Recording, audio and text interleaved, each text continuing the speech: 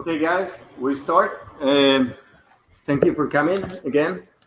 We have today with us one good friend and another one that is going to be a good friend. I think we found some things in common. In common.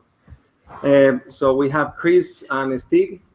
They have an impressive curriculum. I can tell you. I mean, probably you've been looking into their LinkedIn's, and the idea of today is to introduce them to you, to see if they could be something meaningful to your company, either mentoring, maybe investors, maybe you never know. They live in another decade, in another life, like the one that I had it. Actually, I met Chris when I was working in Ericsson a few years ago, and I don't recall exactly when. 10 years ago. 10 years ago, yeah, over 10 years ago, yeah. We were expatriates living a good life in Madrid, because I started my career in Sweden, in Ericsson, and they expatriated me. And he was another one. And also he had an amazing leadership career within Ericsson. He decided to take it away and to put it away and decide to start up a new company. That was about 10 years. That was MásMóvil. You probably know the company, MásMóvil. The company, it took some time to raise money to start. You probably know how difficult it is to get money. No. First investors invest 10 million euro into the company. So raising money from scratch without anything and raising 10 million, it was a big thing. They did it. They ran the company. Actually, last week, it was 7 years since they launched the service, right? Yeah, commercial. Yeah. Just one thing, we managed to raise 10 million euros. But before that, we had, of course, the founders' capital. Yeah. Then we had the FFF, Yeah. Family, Friends, and Fools. And then we had some Capital Semilla, business angels before that. So just to be accurate about that. And then we got the investor in. Yeah. Once we had the commercial deal with one of the mobile operators to rent their network. Yeah. And then they went in with the time. Yeah. It was some other times. I mean, their business idea is MVNOs, mobile virtual network operators. You probably know some of them. They rent the network from some other, and they have their own brand and launch. And it was that time. He had the idea. 3 months later, after having the idea, he was able to convince one of his friends he knew in a business school. So Chris is not a technical guy, he's a business guy, although he's been into technical part for quite some time. And what happened to the company? The company merged with another one, and they went public into the MAP, the Madrid Alternative Stock Exchange, we can call it. Company valuation right now is about 170 million euros, right? He still has some shares. So we have someone here that, for me, is like a role model for any of us. I mean, we think the stock exchange is quite complicated, and it's a long road. And we don't propose you to do this. I think there are some better ways of showing success without going into that long path. And right now he's into some startups mode again. He's a very good friend of the ambassador of Norway here, and also there. He's gonna be spending some time tomorrow with the ambassador of Spain in Norway, right? Next week. Next week. So he's exchanging companies and startups between the two countries. I think it's very interesting. And he's starting applications also with some other good friends. So he's moving into your business, what you're feeling. One of the applications, we'll talk later on with Juan or some other, is called Phoner. The idea is that it will allow you to tell you which is the best mobile operator you can have. It's an app. and they are linked because of that somehow, right? They're thinking about putting that into Spain, and we'll talk about later about that thing. Okay, I don't know that much about Stig. I mean, I know he was the CEO of Telenor for some time. So we are talking like the César Alierta of Telefónica. We can talk. We have someone here that is a heavy lift type of person. He's also an investor. He's been doing some investments. He lives very close to here. He enjoys Malaga, Costa del Sol, and everything. Sailing, there are too many things. So we thought it would be a good idea to bring them together today and to have some sort of a talk. Basically, in Norway, he's a legend within the telecom market, period. And we have the opportunity here to try to convince them, probably with a little bit of the heart, so you could be closer to your company. You never know. Or some of you could be working for some of the companies, like the Foner, because they're looking for execution team, people that they will be able to bring these companies here. I'm thinking about I'm opening up this thing. But I would like you to do an introduction. I mean, I did it. I don't know. How do you see the startup? You're looking into them like an MBE position, yeah? Because I think if you are an entrepreneur, you would like to be an entrepreneur the rest of your life. How do you see the market right now? What is the thing that drives you into the day-to-day related to the startup mode? Stig. I think I've been working with just to give a little bit on Rafa's introduction to me, I kind of had two careers. One is being with the big companies, which is sometimes fun as long as the big company is growing. So I always stop working for the big companies when they start cost cutting, because that's not any fun at all. When in the growth mode, internationalization mode, when you are deploying resources, building assets, going into new countries, that's it's great fun to be in big companies with a lot of resources. Of course, that's when you have most fun. But when they got into the stock exchange, and they were like telecom now is not really so much fun. I mean, it's telecom is becoming a utility. Yeah. It's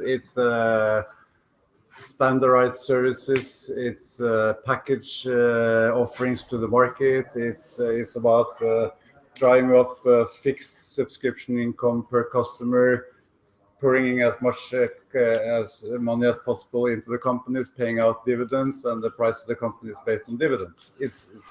That's a different business from when we started up in the telecom, especially in the mobile side, when everything was greenfield. You want to stay out, you built new networks, you deployed new resources, lots of fun marketing tools, building brands, doing all these things. But now it's really the telecom side is more protecting their assets and really even taking out the life of some startups in order to protect their life. Yeah. So I've been working very much on a lot of the things which are, I mean, you kind of have three layers of when you're thinking business from a strategic point. You really have the network services, which is of course which is so important. But network, I mean, and it's the different capital needs where we are on the business scale. So I mean, if you are in network services, like the last company I built up was optical broadband services deployment, where we merge the optical fibers in the railroads and in the power companies and on the local power companies. That's a lot of money involved. And then you're looking at return on capital as the way of you measuring your business, and that's not for anybody, because it's like three people in that market. Number one will make a lot of money, number two will make okay money, number three will hardly survive, number four will always be on the low side of making any money, and that's in almost any markets. So that's just for the big companies. Then of course you have the mid layer, which is always interesting, where you see that's really where Google and the guys came in. They came in the mid layer. You know, the software services, software as a service. You know, the layers which a lot of you typically startups you start on the services side and deploy the research of Google, PayPal, all the others, but they started on building the middleware, and that's also becoming more and more difficult to get into that market because it's also becoming more capital intensive and it's based on scale, and that's why it's so difficult now to compete with Samsung, Google, Apple also moving into the same areas from the hardware side, and you see also the telecom services suppliers like Ericsson, everybody is moving up, and actually now Ericsson has 50% of their income from actually running services for the telecom operators. So you know the big guys from below moving into that service, and you see especially the big Americans, and now some of the Asians are moving in the middle layers. And if you look at your position here, typically startup, you build smart services, smart applications, smart ways of meeting customer needs and special niches. I need to do that. And then you come back to your question, then how can you succeed? And if you want to meet an investor, an investor will always ask, is it scalable? Can you take it to more than one market? And really, do you have a sustainment model for actually making money long term? Not only making a product, but really making good market offering. And very often you go into company, you know, the technical solution is good, but it's very often difficult to see. If you look at, do you have the resources to actually take it to the market and making a success in the market, and having a good distribution model, having a good way of making a brand in the market, really doing it in a way that you can grow a company worth something. Because if you want to grow and make a company worth something, then you need to have, you know, a model where you can see that you typically can make first year, second year, like 1-2 million euros. Perhaps you can make 1-2 million euros. I mean, sorry, it's a dreamland for us. Yeah, I know, but you have to have a plan to go there, because before you're there, you're not making any money, right? Yeah. That's kind of the minimum size you need to make money, not only for you paying your own salary, but also making something valuable for the investors. And then how really to make it from there? That's the difficult thing. Yeah. And then I'm working very closely now with one company which I own 25% of, which is called Music Notes, which is music distribution industry. Terribly difficult industry. Yeah. Because you're so dependent on the music companies. And I see how we change business models over time to kind of find the niche where it's possible, because you can't be in the niche of WIMP or you know, all that where you have streaming and download. That's based on the consumer market. So we moved then from there into the B2B market, found the niche where we're protecting rights of the artists, and then cooperating with the music companies again. But that takes us like 3 years going through that thing. And another company I worked quite a lot with is it's called iSoft, which was Java-based. It's Java-based browsers, small ones, really light ones, which you for machine-to-machine communication. And we all know it's a huge market. We all know that small smart processors within to enable machine-to-machine communication is, but there's so many in that market. And where do you find the money? What do you do for these companies right now? Are you sitting in boards and investing some money in it and so on? Okay. And believe it or not, the niche we found was making specialized browsers for cash registers. so that because now Sorry. cash register, you know, where you pay your money, draw your cards, because most business now on retail are done by large chains, right? And they want centralized information. They want to know what's going on every location, on every cash register, on what type of goods are going in and out of the store, what's on stock. You know, it really, when you draw your card or you pay, everything registered goes into a central database. So the niche for that company, for example, is a very small one. It's a big market. It's actually being so smart that actually it's finding its providing information for very, very low cost for the change on every transaction point. Okay. And based on that, we made another small company, which we actually now sold to one of the big national gaming companies. Based on that knowledge, we actually provide a small, smart system for actually, so when you go to a store and you make a payment, you can also make a win. Okay. Because so it's like mobile gambling. Yeah, it's like lottery at the point of purchase. Interesting one. Okay. Yeah, and the guy said, well, that's a smart one because you can deploy it. And actually, the National Lottery in Norway actually bought that company. Wow. So you were also an investor into that, and yes, and chairman of the company. Just one remark there. See, I think when it comes to being an entrepreneur, have like entrepreneurial ideas, I think either you find your idea and you start your concept because you have a really creative idea, or secondly, and that's actually most of the times, it's because you see a problem and you seek for a way to solve it. Mm-hmm. Many wannabe entrepreneurs or entrepreneurs, they said, I want to become an entrepreneur and I need just to find an idea. I need a creative idea. Well, it's not that easy, even though you're creative, to find the idea like Facebook or Google or whatever. But we believe here the idea is nothing.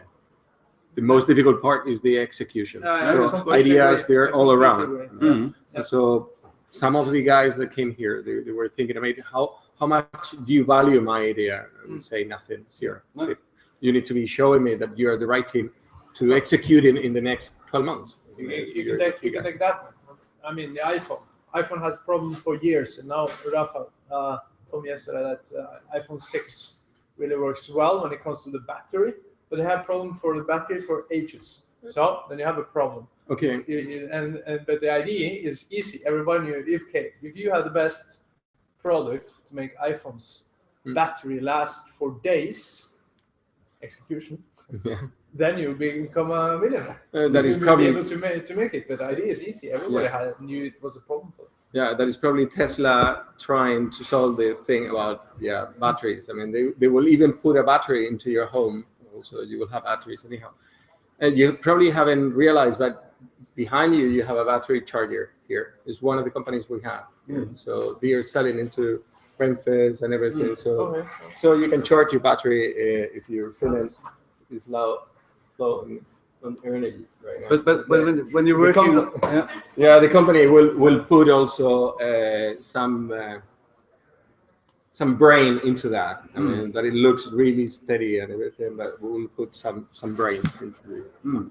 You'll hear the pitch here, from the company. Yeah. So there are too many companies around here, but I will try to introduce you. But when you're working like you have to be very goal-oriented. I mean, you have to be very specific on what you want to deliver all the time. I mean, one of the frustrations we often have, if you look at from the investor and board side, is that there are always some problems why things are not delivered, why is this difficult, why do you have defaults in the system, why is it not double check, why is it not scalable, and it really is a lot goes into planning, because I've seen so many times superb developers, but they don't have a systematic approach to development. And one of the first things, if I would ask you, is how have you, what do you call it in English, that you have a specific when you're making when you're making a program that you have actually a programmable plan and I can just take it off. No, I like the music. Yeah. So that if I want to say do a due diligence of one of your companies, I would like to have one from outside looking at the IT system and the program development, and then actually test that your documentation is good enough, that everything is written down, that the development plan is securely developed, that everything is done in modules, that it's planned to grow and it's planned to being scalable from day one.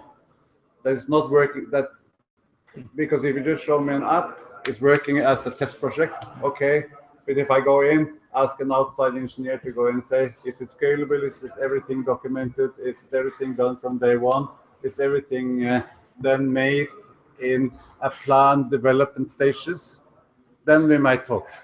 But if it's not, it's very different. That's very interesting. I want to make a remark. Yeah, things have changed since you were programming and everything. So we avoid the things that we did at the time in Ericsson. It took forever to launch a product. It will probably we were talking about months or years and everything. The approach they have is a lean startup approach. Yeah. You do things quickly, but also having in mind scalability and things like they're not going to be having any issues about hardware. We know they are into resilient hardware. Using, for example, Amazon, they have infinite servers that it could be deployed at the same time, elastic ways, and so that shouldn't be any issue. But they're focusing on doing the things very quickly, extremely quickly. Why? Because if things go wrong, they need time and money to do it another thing very quickly. So they're trying continuously and getting the best things all the time. Okay, but this is an extremely interesting conversation because this is not different. It's very important to be fast and be executioner. But I agree with but at the time, after you've done what Stig says, and I mean, my new company now, we're basically experts on how to do business between Norway and Spain. Two countries I like and do business with. And we see one thing that is typical, a little bit more typical with Spanish people rather than Nordics, is what he says there. The planning phase. In Spain, it's very important to show that you're doing something very fast. You know, it's cultural, and it's good. A lot of energy, but. And a lot of foreigners, they get crazy about Norwegians because you might be sitting here and say, what about that one? What about that one? How should we do that? And so on. Yeah. Hey, when you start working, and we are working, you're planning. So the planning phase is very important to really question everything and be sure that when you run, and you want to run fast, like you said, you need to be quick, you need to execute. But before you start really running, you need to know that you're running actually towards Almeria and not Sevilla. Because if you start running to Sevilla and you're going to Almeria and you notice that 1 hour late, then, you know. So that is one thing. It's a bit more Spanish to run and not plan too much. But it's also within our genes as entrepreneurs. Because we have a lot of energy. I mean, you cannot sit and being an entrepreneur, you cannot sit and be just visionary and think about the sky and all the nice things and so on. You need to have a lot of executional power.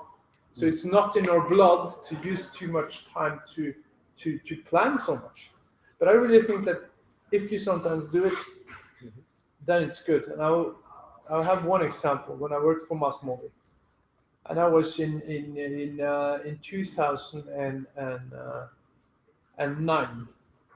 1.5 years after we launched the company commercially, and we told investors that our business case was going like, you know that curve, right? You have it go there, really up there, and it didn't happen. It never happened with Masmodi, and it is a success because it went like this, and in the end, we were good enough to make money after 5 years. Not after 1.5 or 2 years, that's what we said. But anyway, and we were like that, young entrepreneurial guys. And then the advisor that we had, 60 years old, with his background from Ericsson, and he was, by the way, he was the boss, the direct boss of the #1 guy in Ericsson, Hans Jesper, today.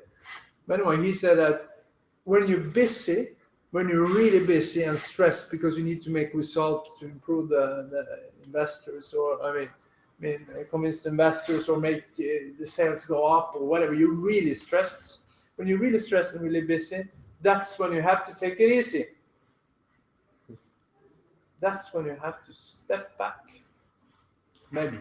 If you're yourself down by the sea, I don't know. Just sit there for 1 or 2 hours and plan, think, and sort of your head. Because you're not stop running in the wrong direction at that point. Do that. That's when you need to take a time out. But yes, after you really plan, then, and you said, okay, we go to the right. Because I thought about going to left, and we assessed it, we analyzed it, but we will not go to the left. We agreed we should go to right. Now we run, and we run like hell. So another comment why I took up this with the issue with documentation and planning and such is that when you as an investor want to look at a company and you want to see, do I want to be on the board of that company? Do I want to support it? You want to see people who are able to run the company, not only develop a company, but actually in the next phase, actually have employees, not only be developers themselves, but actually grow with the company and have the brains and the organizational powers within them to actually take it to the next level. I mean, take the example of Skype. I mean, we all know it's a great success. But I think at the time Skype just emerged, and you can be sorry that we didn't. I actually met the founder of Skype several times, and unfortunately I didn't invest in that company. But at the same time, I was looking at perhaps 9 or 10 similar startups. I mean, the technology is not any special. I mean, if you think about voice over IP. That was just a matter of time when it would emerge as a quality enough to actually be a consumer-based service on a broad scale, and many companies had the technology, but the difference on who had the ability to actually win the race, not the technology, but actually the founder who really had the power, the strength, the organizational talent, the way of actually empowering to get enough money in, to build the brand, to do these things, and actually create what Skype is today. And now it's Microsoft, of course, and then it's gone into the big corps. But before that, it was a matter of the person and the power and the talent of that person, not the technology. Because voice over IP was, the same goes with if a lot of the services. Why does everybody today use WhatsApp? It was hundreds of WhatsApps around. I mean, it's not a difficult technology, and it's actually quite easy. But somebody made it, and then if you look at that, when you're looking at this investor, you always know it's like a pyramid, right? Especially in the consumer market. That's why the consumer market is so difficult being an entrepreneur. Because it's so hard to be unique in technology. It's almost impossible because the technology is really driven by the big companies, and we can only build smart things on top of the technology already developed by the big companies. And if you go into the consumer market, it's really it's such a tough game to be the winner, and it creates it has to.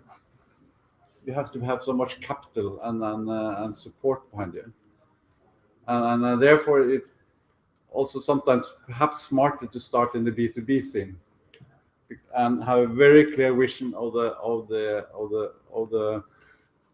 market you're going into and the niche you're going into in the B2B side of the market.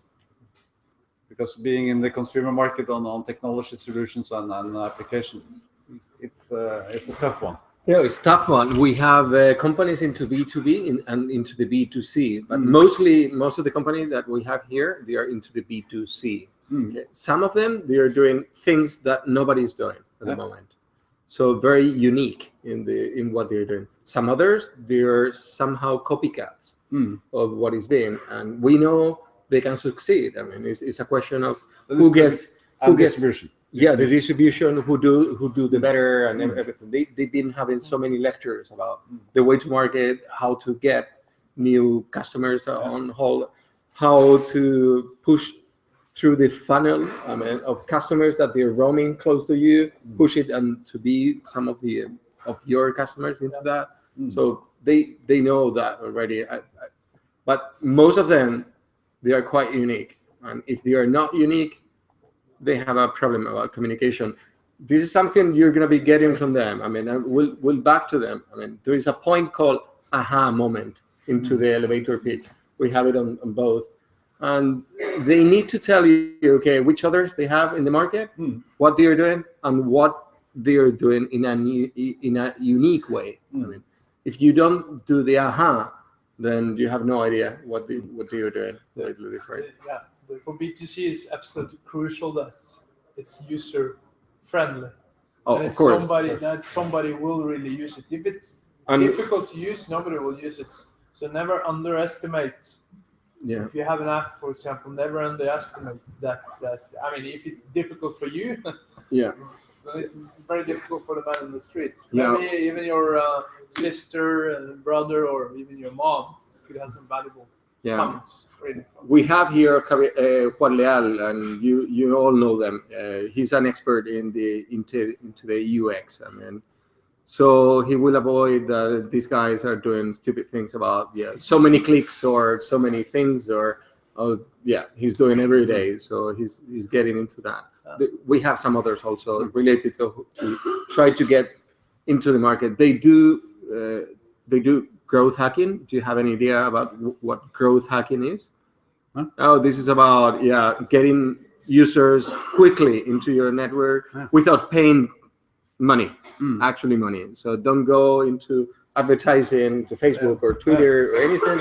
Do things in an organic way, using virality, using gamification and everything they're doing every day. So you're going to be amazed about their traction with some of the teams.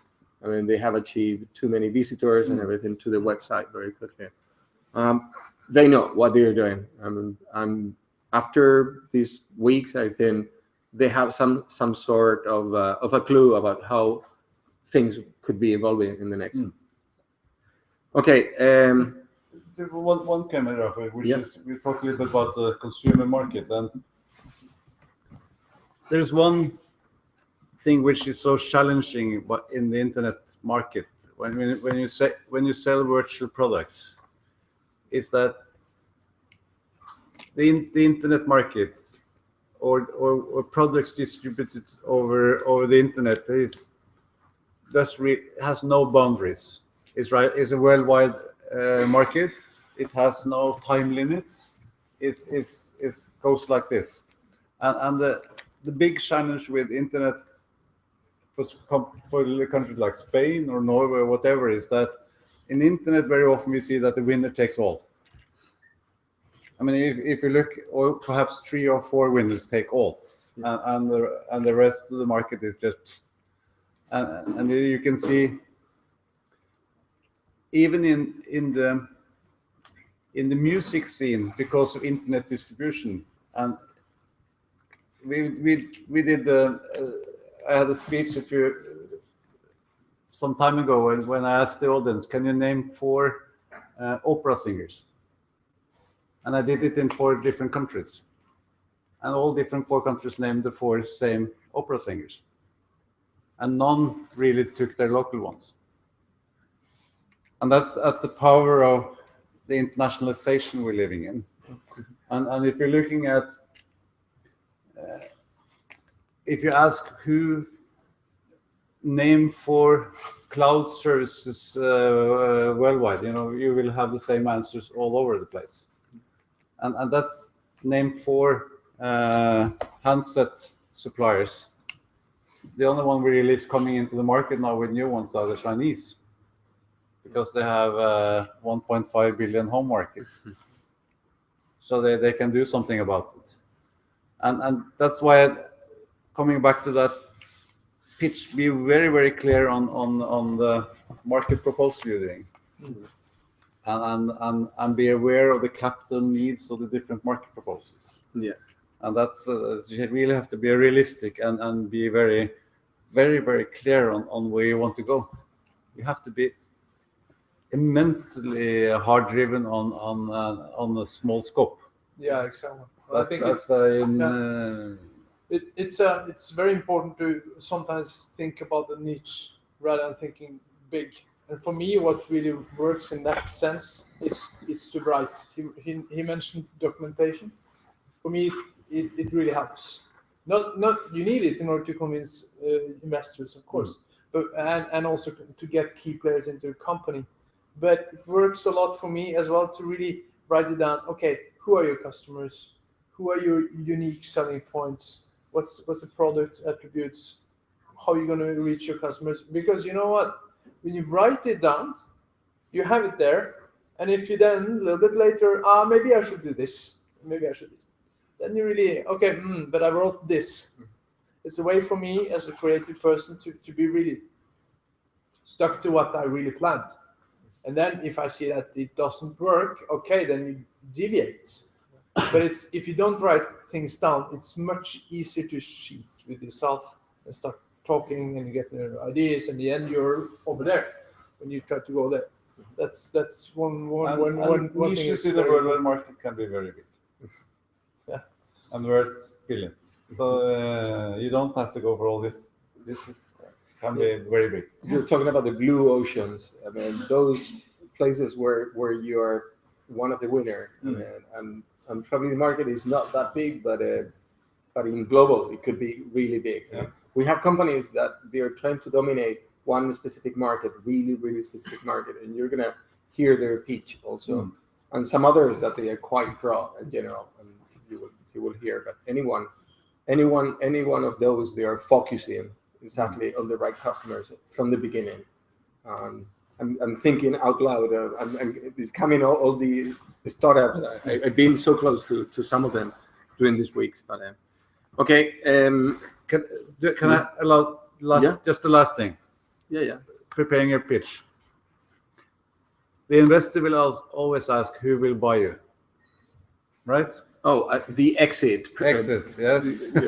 What is the rationale? Okay. What's the rationale? Is it? I mean, very, very seldom the exit is stock market. Yeah. The stock market going on an IPO is very that's the rare occasion. Yeah. And usually there is fountains of money before you can go to an IPO or anything like that. So investors will really look at you. Are you developing a niche? Are you making an industrial position which can actually be? I mean, we are looking at an investor going into startups like this will have a maximum. Will want to have. Sometimes we end up with 10 years, but we like to have like 3 to 5 years perspective. Yeah. Before somebody else take over, or before we see some money back again. Because when you are investing in startups, you want to kind of revolve your money. You don't want to only be stuck with one company unless it's a super success, of course.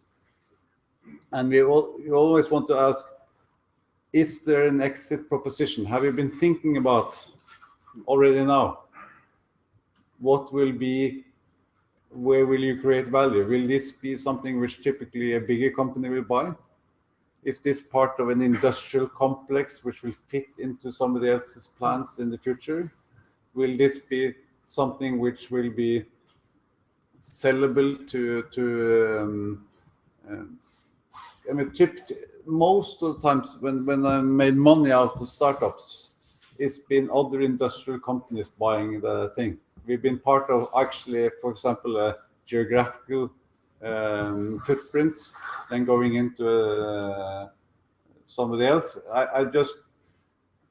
I was part of in 2007. We started up internet banking in the Nordics. This was a company called Folka, and we are supplying consumer loans in the low-end sector. The slogan of the company is serving the unserved.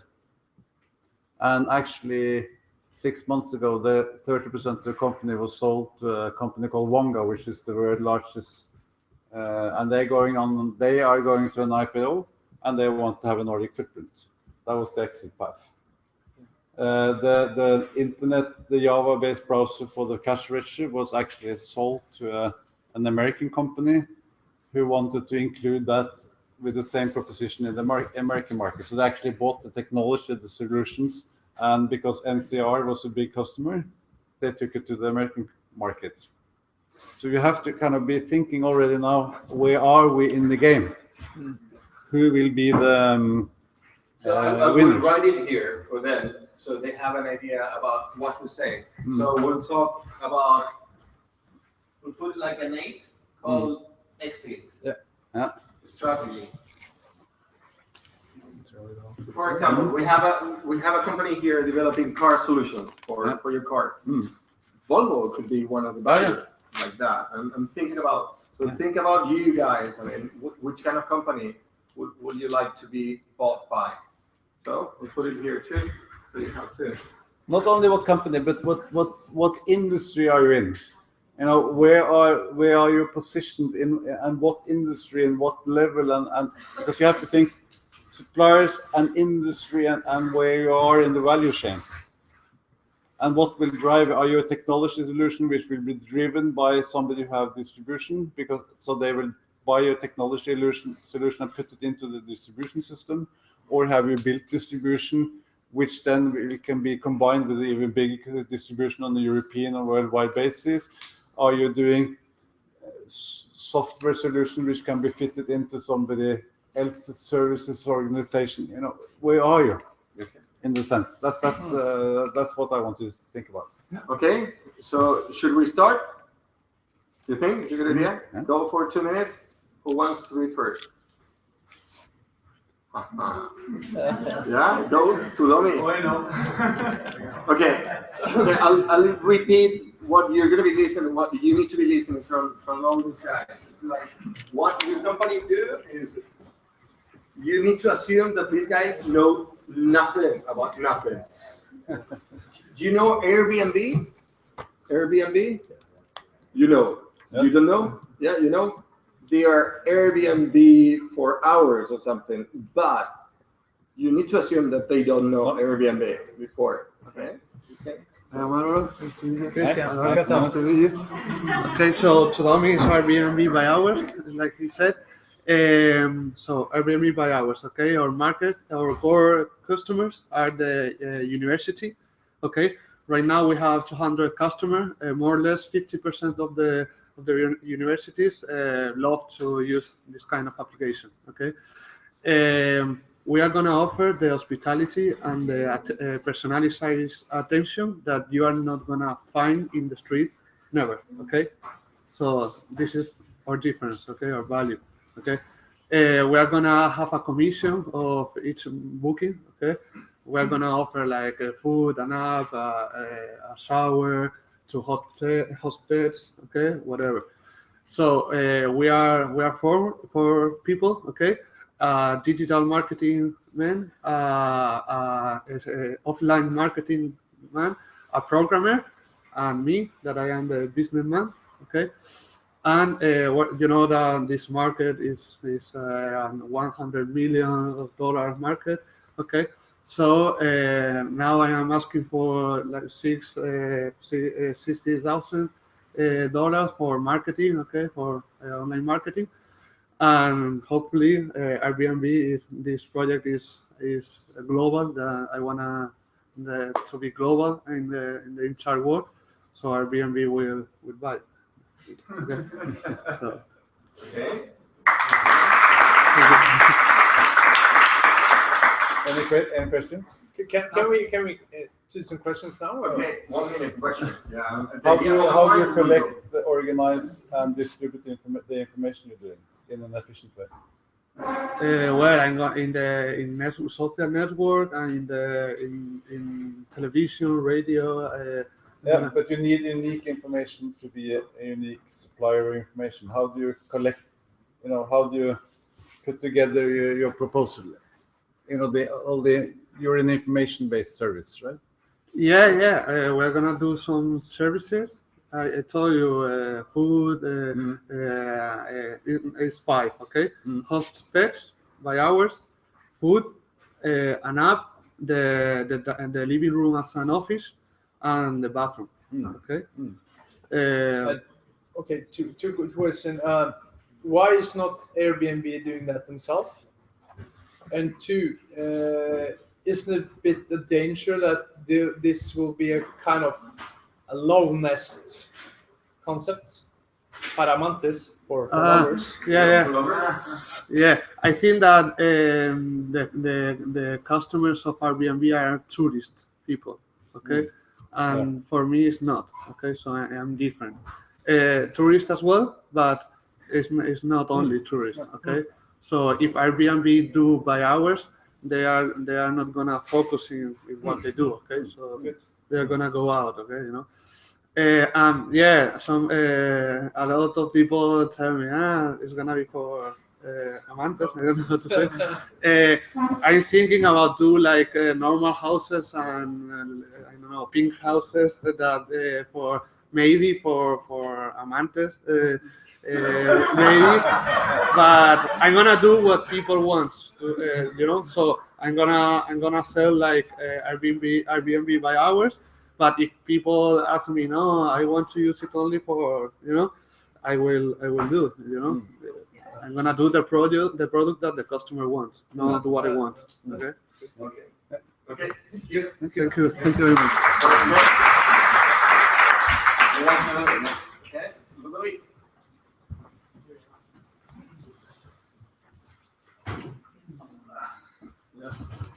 Hi, Christian. Okay, so I'm from Speaky. So Speaky is a new way to learn languages online.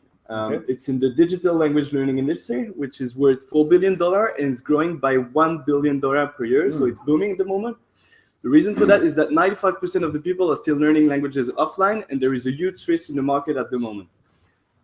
We launched our MVP 1 month ago, on October, after working 1 month on the product full time.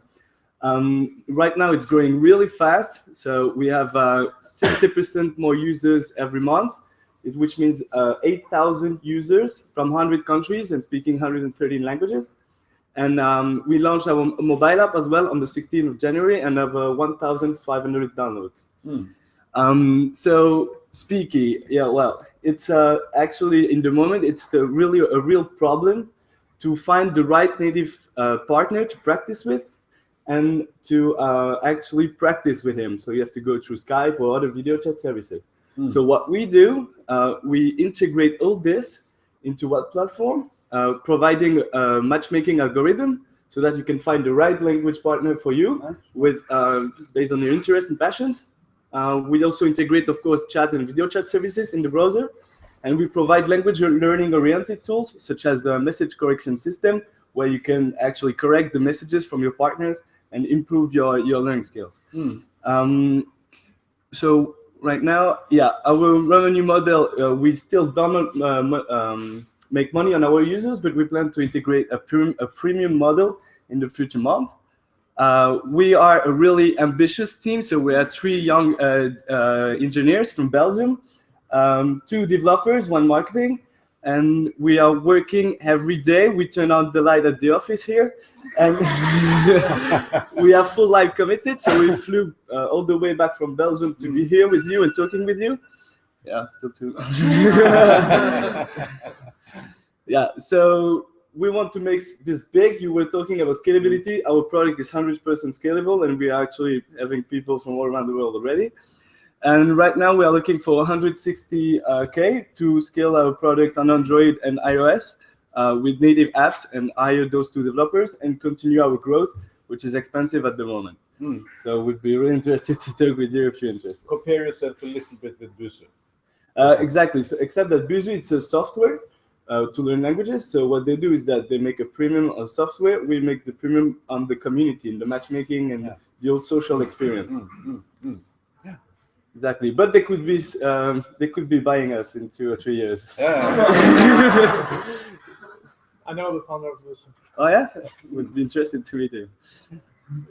Good, very good. It's an interesting market. Thank you. But how many years do you have now on Speaky? Right now there are 8,500 registered. Okay, and it's growing by 250 every day at the moment, so it's growing really fast. On a weekly basis, let's say that there is 1,100 that are actively using the product and really engage with what we do. They're posting IDs on our ID box to actually make the product better. They engage with us. They write for our blog and stuff like that. So, but you say you're not on the mobile platform yet. Yeah, we have launched an MVP of a mobile app to see if it was really something. It is really something. People that really needed this because they can. I'm a customer of Busu, and I use it more and more only on the. I use it on iPad or on the mobile. Okay. I never use it on a web PC. No. Okay. I use it when I have time, and typically it's on planes or on I just sit there and have the plugins. That was our gut feeling. We tested it, and now we need like Android developers to actually build it in a native app. And that's it. Interesting. Okay. Thank you.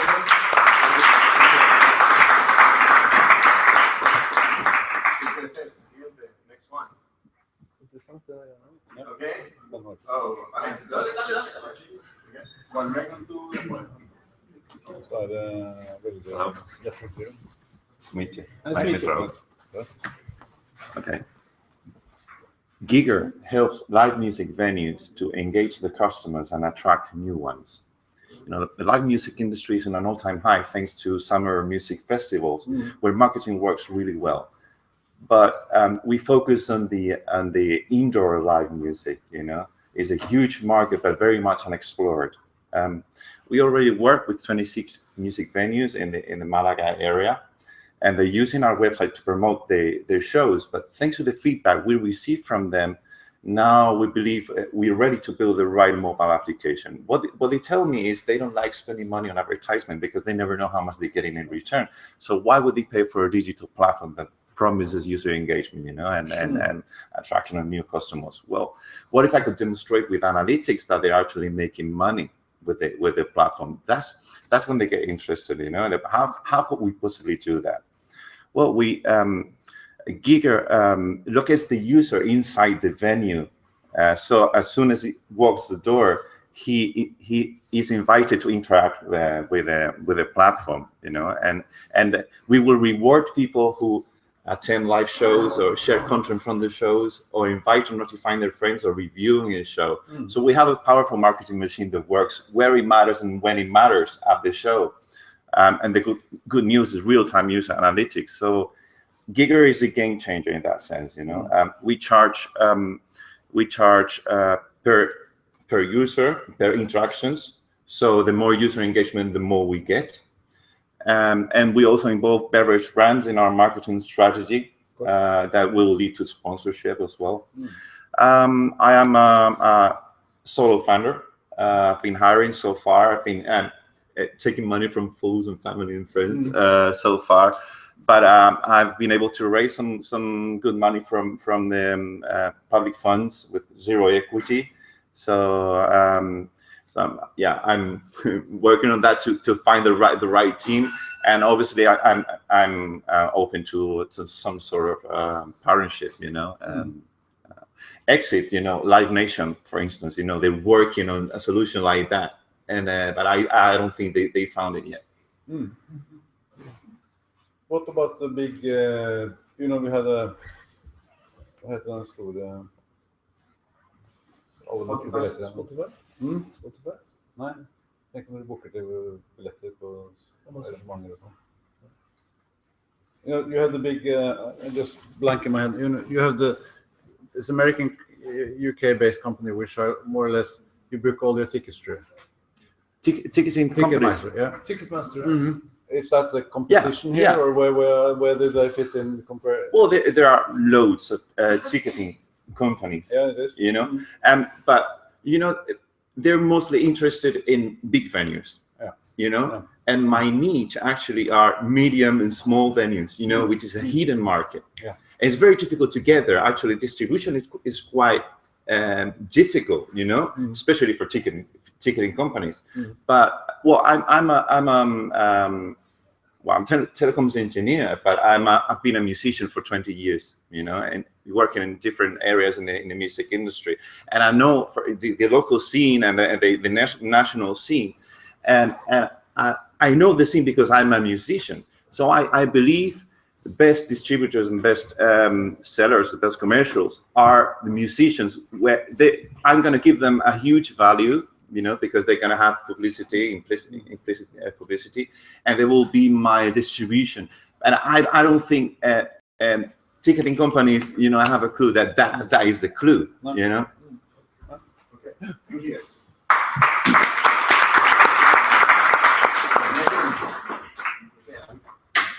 It's all right. I'm gonna change my position. I'm gonna signal you when you're too long from here, so they cannot see me. I represent War Mekun. Sorry? War Mekun.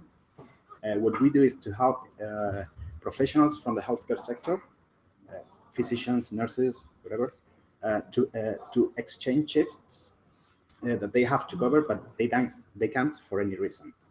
And we want to do this because of two things. The first one is that it's a real problem that is happening out there and that nobody has solved yet. And the second one is because of behind this problem and these users, there is an industry, the pharmaceutical industry, that it's very interested in getting information about them. So as you may imagine, there is a big component of big data and data mining in our revenue model. Despite not having launched yet, we are creating a lot of expectations in our users and in our customers.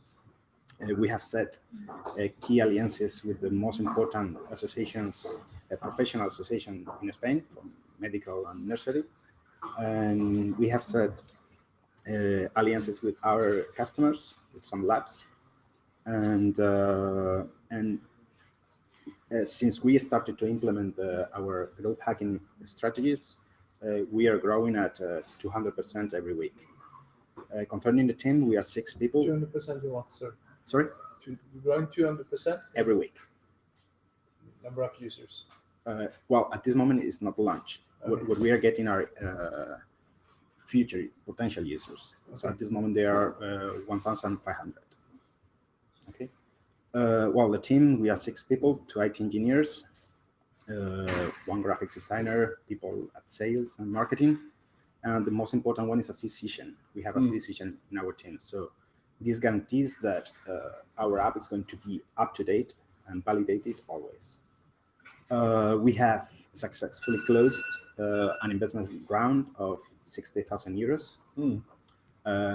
And our investors are mostly physicians and people related with the pharma industry. And our exit is mainly because of a pharma lab or a company interested in the big data, such as IBM or something like that. That's all. Okay. Well, at this moment we are seeking for 140,000 euros to continue developing our revenue model. Okay. The question? Yes. I didn't actually explain it. Your solution. Well, do it one more time in 10-15 seconds. It's an app, mobile app, to exchange shifts. Exchange shifts. You know, for example, schedules. Yeah, you have to like a work shifts. work plan. Okay. Okay. Okay. It's a kind of calendar in which you can record all your shifts, and when one of them you don't want to cover it, you just publish it, and your colleagues, they see the in a let's say in a wall, and you can request it. Good. Okay. Yep.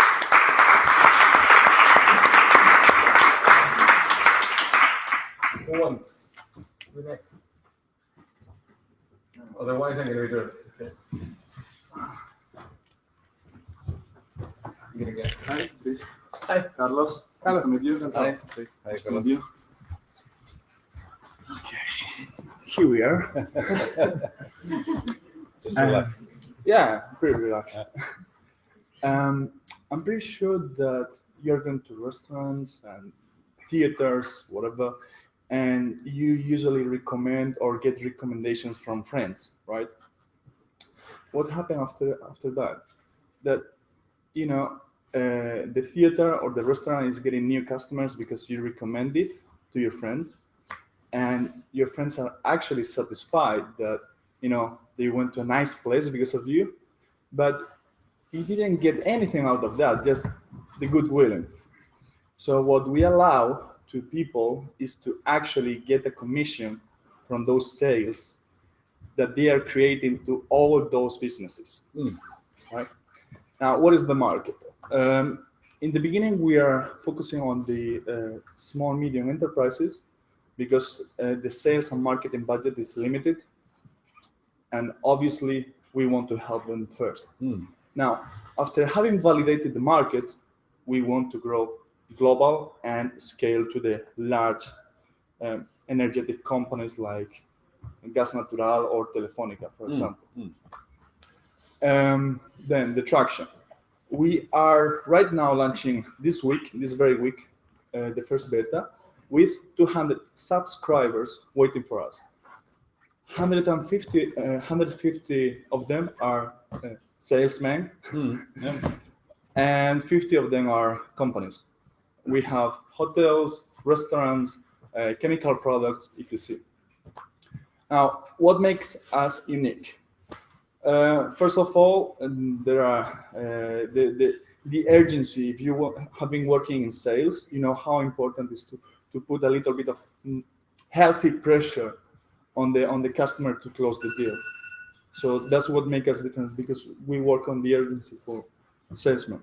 The team is 2 CS engineers, one for the front end and another one for the back end, and myself, which I'm a growth hacker and marketing expert, a pirate. What are we looking for? We're looking for mentors with expertise in this kind of B2B, B2C market, and obviously as much money as we want. And the exit, it can be either way: go public, as Uber did. Uber is for driving cars. We want to be for word of mouth referrals, or someone like Uber buying our stuff. Any questions? Just to understand, I understand that if I'm active, make proposals, do recommendations, then I can get like a voucher or a coupon, and then I can go back to that restaurant perhaps and get free beer or whatever. But where do you make your money? In commissions. So instead of you getting rewarded by a coupon, you get rewarded by money. So for example, you recommend me to go to a hotel which is for 100 euros 3 nights, for example. Okay, so the hotel gets 75 euros out of those 100. The salesman 17 euros, and ourselves 8 euros. So approximately 6% of So a the little commission. bit like an affiliate model. Kind of. Yeah. However, it's not multi-level. No, I understand. Thank you very much. Thank you. Thank you. Next one. Så väldigt intressant utland som var här. Så väldigt intressant utland som var Vamos. här. Vi säger Vamos. bra. Ja, det är så They don't bite. I'm sure they're going to be users of your platform for sure. We have here Douglas and Ella. Douglas is in the States. Nice to meet you. Ella is Oh, nice Douglas, nice to meet you. from Poland. Ella. All right. We have built Quest Organizer, which is a stopover flight search engine, which adds an extra destination to any flight around the world. And our market size, we expect the online travel market, or the travel online market, is books 148 million flights every year, and we're entering a new niche. And we've launched our beta product on February 4th, and we've then gone live on February 13th. And since then, we've had 2,000 visits to our website and over 11,000 page views. And us personally, we've always traveled using this technique, but it's very time consuming to do by hand. And it takes about 2 days for us to find the perfect flight pattern to find our optimal destinations. And that's the reason that we created this. And now it's possible to do in 4 minutes. So it's a big opportunity, and people are loving it. We receive flight commissions on each flight that's booked. And we also receive booking on hotels, which we offer on our final page. And both of us have experience in business, and I have a degree in entrepreneurship, and I've developed applications in Python and a couple other languages in the past. And we also have a Ruby on Rails programmer who's now joining us as part of the team, and we're offering him vesting and equity. And we also have somebody else working with us on front end, but he's more of an employee for right now. And we're interested in investment, but for right now, we'd like to talk privately about valuation and everything else. And for our market, Expedia recently bought Travelocity for 148 million, I believe. And so we think there's a lot of potential in this market for online flight search. And that's for our traction. Since our beta release, we had 2,000 sessions and 11,000 page views.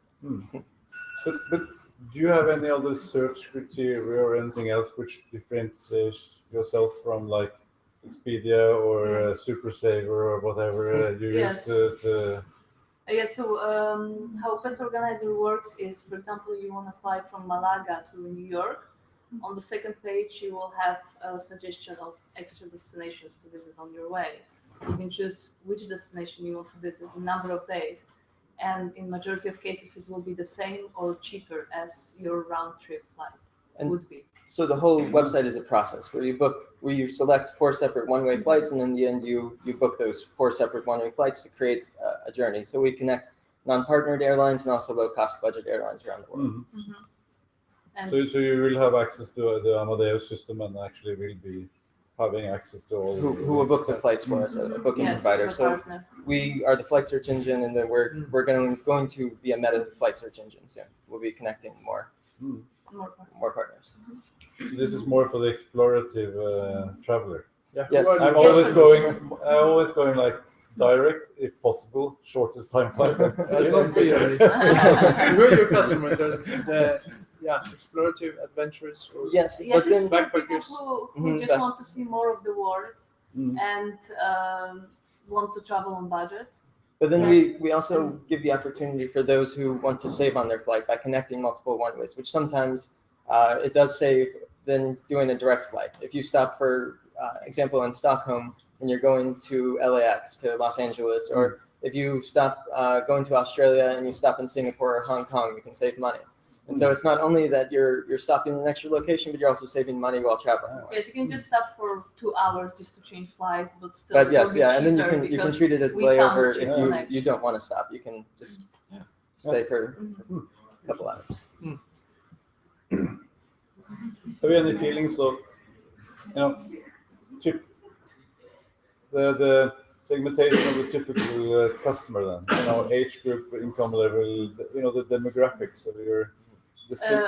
Actually, it's we saw our users like analytics, and there are people between 25 and even 55 years old. Even older. I mean, there seems to be no limit to the traveler. Just somebody who's interested in seeing more. Even families were using our website because we see people traveling with children too. So. And actually, yesterday we were picked up by our first blog, and we have our first article written about us, which we didn't get in contact with them. They just found us and wrote about us, and people on Twitter have written very positive reviews about us as well. So there are a lot of people excited about it, using it now. You're planning to use mostly social media as a part of the marketing plan, or? Social media, also blog. We're starting our own blog and just trying to do some SEO to get traffic to the website. Mostly this for now. We're investigating all the different outlets to see which one would be the most have the most potential. Good. Interesting. And not any competitors in this segment, or Nobody No, doing exactly this. no. No. The closest that there is, their website, couple of them that do, you just choose one flight and then another. But you don't know what is the cheapest connection. You can just And it also guess, doesn't and allow it you takes to a lot of select your connection, and it doesn't doesn't allow you to choose the number of days. It's yeah. Is it the price that triggers the interest, or is it the experience? I think both. Mostly, we found it's the experience, I think. Mostly, I because think it's the we've had experience, people who because- said they booked a flight and then they found out about us and they could spend $50 more to visit Oslo. And they were sad that they couldn't visit Oslo. So sometimes people prefer to even spend more money, but to visit something more. It's like an extra destination that you get to visit. You don't only visit one destination. The intrinsic on your value trip, of the extra destination. but you visit two. Yeah. Yeah, so sometimes people would even pay more for that, and with this they are even saving the money, so it's like double gain for them. Okay. Thank you. Thank you. Thank you.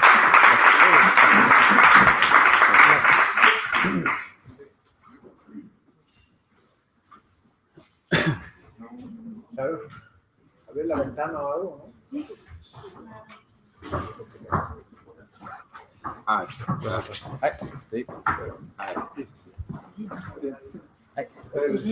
This is for the memory. Sorry, today is her birthday. So that was the extra clapping.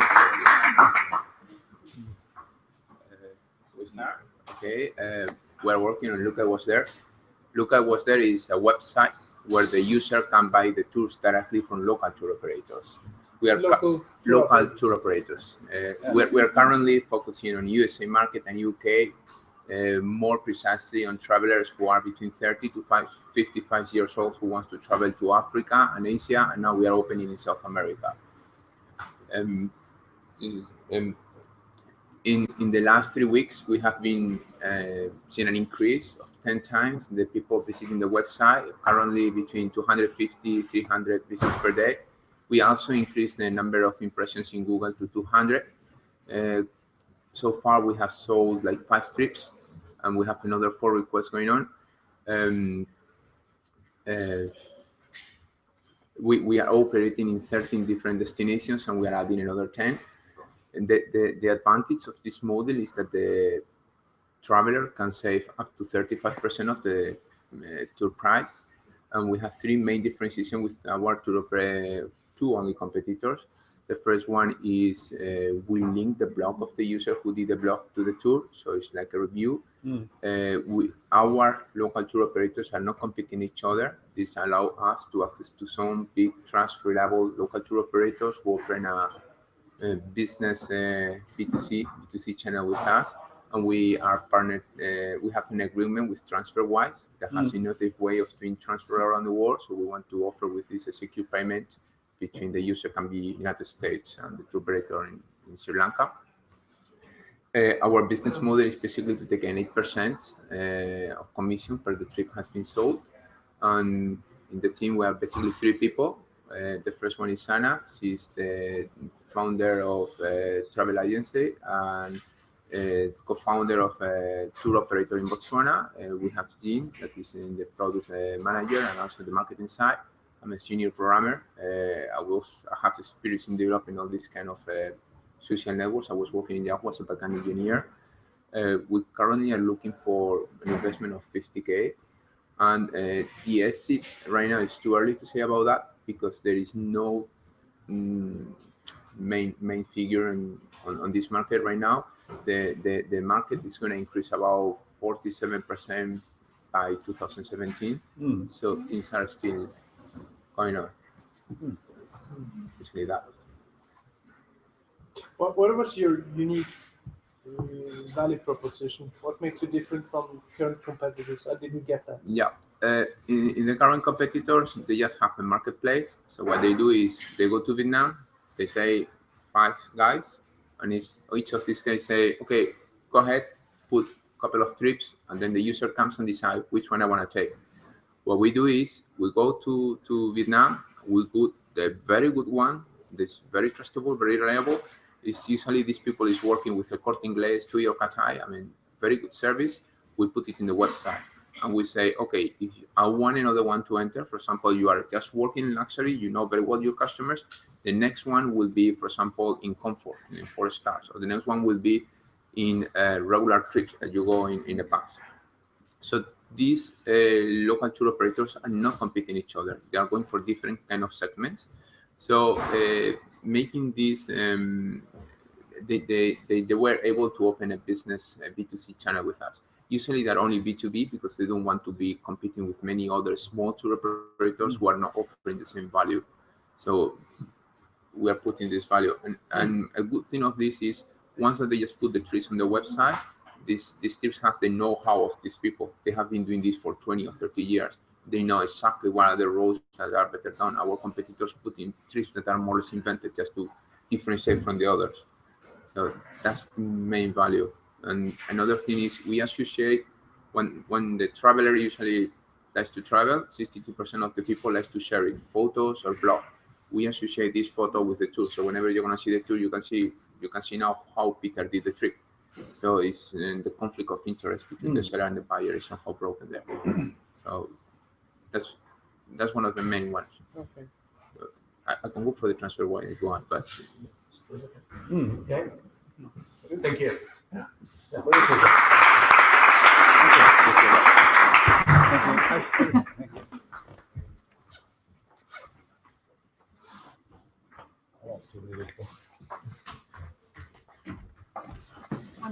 Hola.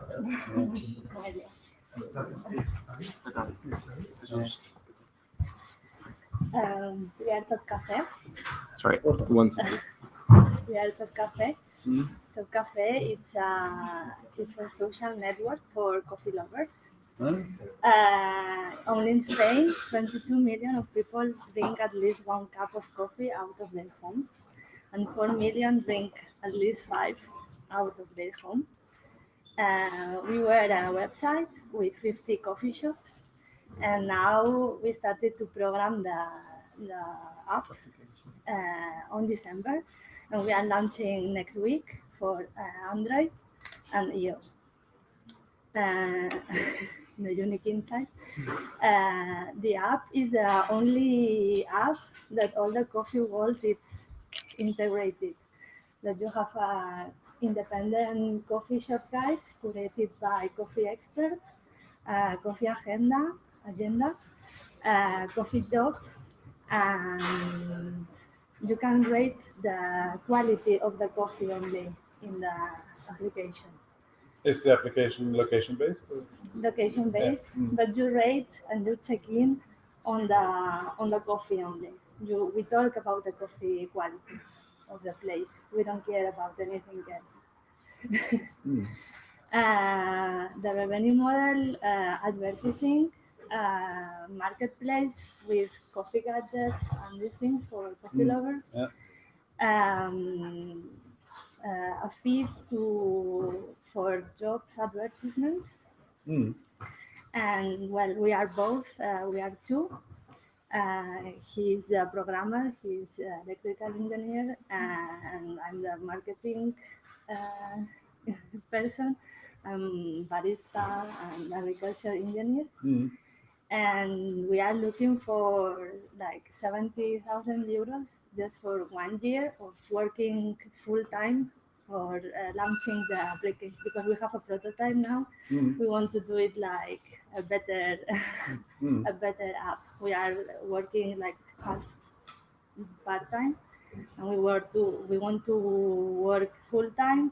We want to go to all coffee events in Spain and Europe, and we want with this money to cover the company expenses. And the exit strategy, well, I think any coffee company, because I think there is no information about coffee lovers, where are they, what they do, and these things. So anybody who's interested in this can be, because I'm talking about independent coffee shops. Yeah. If I had an app now and just walked out the street, will I then? You had my location. Will I then have any search options as part of it, or will I just see the nearest coffee shop? No, you can have the nearest. You can know which coffee shops have Wi-Fi, gluten-free things, soya milk, this kind of things. Would I know whether it's a Lily shop or a machine or what kind of? Yes. Yeah. Yes, if you have a menu for desayuno, for have breakfast. Yes. Which kind of coffee they have, because you never know which kind of coffee you are drinking. So this is the transparency in our application. That's it. Interesting.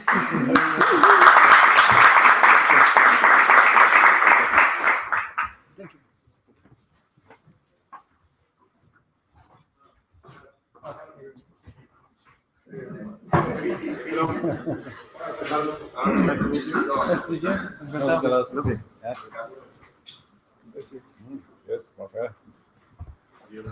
Okay, so my name is Jose Carlos Alaminas. I'm the CEO and founder of HCA, which is a smart exclusive agenda, which is going to offer health and comfort and preventive services to rich people, to introduce ourselves in the industry of luxurious and rich. So our market is really big now around La Costa del Sol, because it is going to be moved around 300 million euros in health and wellness. So our current traction is full offline, but we offer around 25 services for personal trainers in homes of rich people and in the mountain, actually in La Costa del Sol, mainly in Marbella. Our unique insight is working 24 hours because we have really interesting. We are really interested to be in the full time of our customers, and we have special collaboration contracts with Xterra and the Buchinger Clinic. So our revenue model is commissions, direct commission to customers, and special contracts in the future with big companies and industry that we are going to have like exit strategy. And our team is composed of 2 engineers and 1 marketing guy. So and we need to still develop a website and 2 internal applications to really optimize our revenue model in terms of cost and benefits. Geolocalization, our collaborators around La Costa del Sol, and go global in the future, being really fully on time on customers' lives.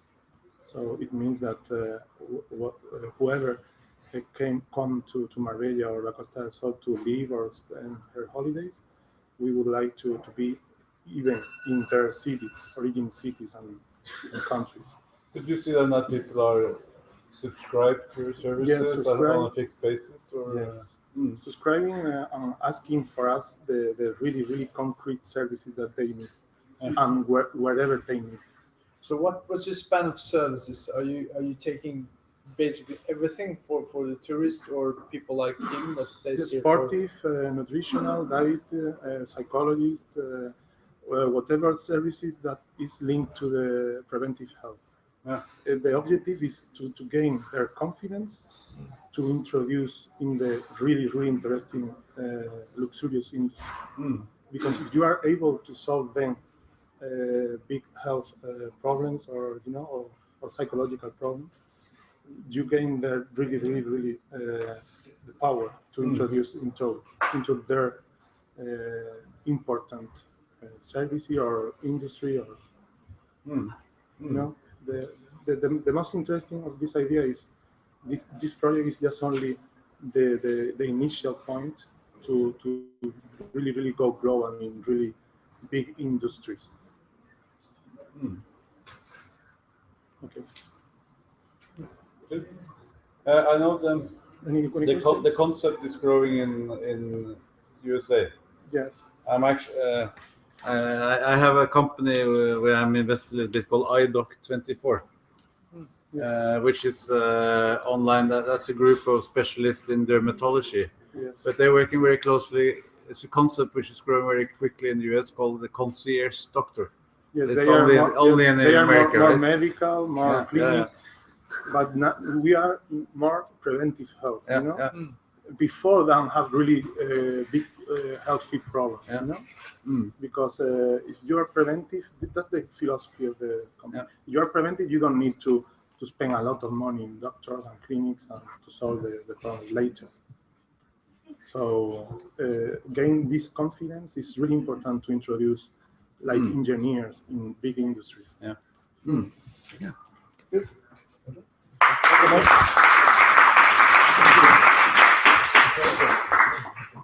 We move into wine. Sure. Hi. Christian. All right. Good. Yeah, so you drink wine probably. How can you tell? Well, okay. What we're doing, we're making an application for people who grow grapes for wine. It has many functions, but the main one is our application is telling them when they should spray against the diseases. So if they're listening to it, they're spraying less than they would spray otherwise, so they save money. Now we have like two models. We have a free model, which is based on the data about the weather, which is openly available on the internet. Because for those suggestions, we need the data about the weather. And then we have a model of selling the sensors, basically to put them in the vineyard, so they can set them in their vineyard and obtain like really quality data and really quality advice. We have some middleware for those sensors because they are made by another company here and they are already available globally. And we have somehow freemium model, so you probably know this kind of stuff. We try to get the user on the free version and then convert him to buy the sensors and buy the final solution, because this market of farming is pretty hard to sell over the internet. This is why the idea. The market figures, there are like 3 million of registered one growers. Basically, if we get the model here, we can expand it to other areas of agriculture as well. We have like 3 in mind. The team, okay, we are 2 guys from Slovenia. We're supported by one system integration firm from there also, but full-time 2 of us working on it, both of us technical guys, learning about agriculture a little bit also. Exit strategy, yeah, could be probably some firm that's making software for farm management or something like this, or also some system integrator like IBM. I don't know. Who are your customers? Micro and small wineries, like family wineries, are the main. The farmers around. Yeah, like right now we are focusing on wineries. At the moment, we have around 60 free users here. In Europe, we have also 3 beta users in New Zealand. Those beta users have like this premium solution, so they have their own hardware, like their own stations there. Yeah, with them we have the retention. With the free users here, we don't have the retention yet because the season didn't start yet. Usually within an origin or a DO or whatever it's called, within a wine region, yes, you often have specialists who go from farm to farm and decide when this should things be done. You know, and also according to the traditions and when are the grapes ready to different processes. Yes, basically it's one thing. I think the distribution model. Are you going to the farmers or are you going to the specialist advising the farmers? Or at the moment, like with this freemium model, we were trying to get it over the internet at the moment because it's like the cheapest way for us at the moment. Yeah, but here in Spain, we're also trying with calling, so we could basically start with the hardware, like with the premium solution. But for the 2 of us, it's kind of expensive. Like we're trying to hack these sales over the internet of this solution. This is the idea we're playing around with during the last 2-3 weeks, because the initial idea was to sell the solution like directly. As people, I mean, as the competition with Genji is basically.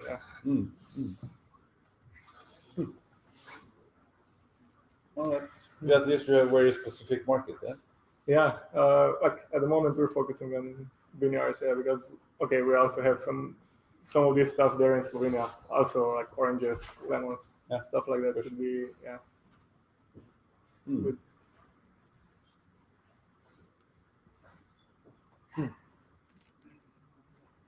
Good. Yeah.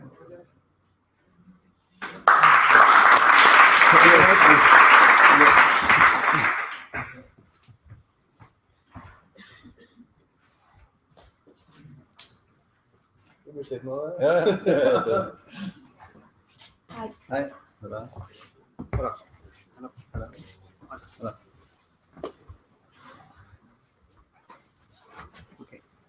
Okay. Hello. Our company is Heading Software, and we Heading Software. Okay.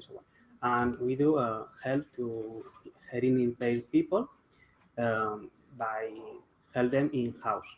For example, if some alarm in his house is triggered, like fire alarm, or notifications like the doorbell, and also if the person needs help in the street or in house, he can throw his wearable, push an emergency button that this sends a signal in a telecare team, and it hands all the data with his family, his medical data like allergies, recent surgeries, to send the help and prevent all this data, because if the nurse arrives and they can't talk, it's a problem. So I give them before all the info that they need.